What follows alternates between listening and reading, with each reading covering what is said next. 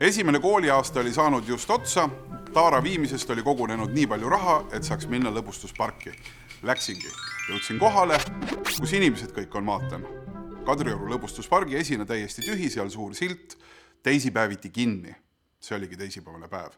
Kui sa oled Mustamäelt tulnud, siis niisama tagasi ei lähe. Ma olen juba Kadriorus, mida siis teha?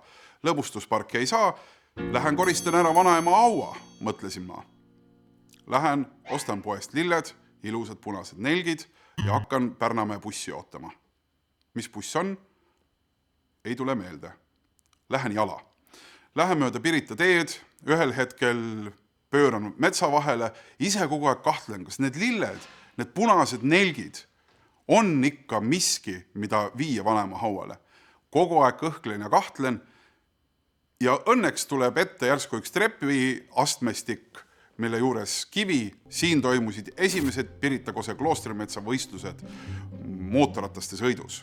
Mina lükkan selja sirgelt, hetkeks langetan pea ja panen lilled selle kivi juurde. Palju lihtsam edasi astuda, jõuan kalmistu väravasse, ostan sealt kaasa viimaste kopikate eest veel begooniad, asun hauda koristama. Riisun seal, kaevan lilleauku, astub juurde üks täiskasvanu. Poiss, mis sina siin teed?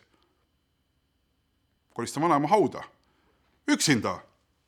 Ja nüüd saan aru, et ma valetan esimest korda võõrale inimesele. Vastan talle, et ei, isa läks poodi ja teen ise nagu läheks samas suunas, lihtsalt kalmistult minema. Pärast teen kõik korda, ise endal natukene häbi, et ikkagi valetasin. Jõuan päeva lõpuks koju, vanemad küsivad, Urmas, kus olid nii pikalt?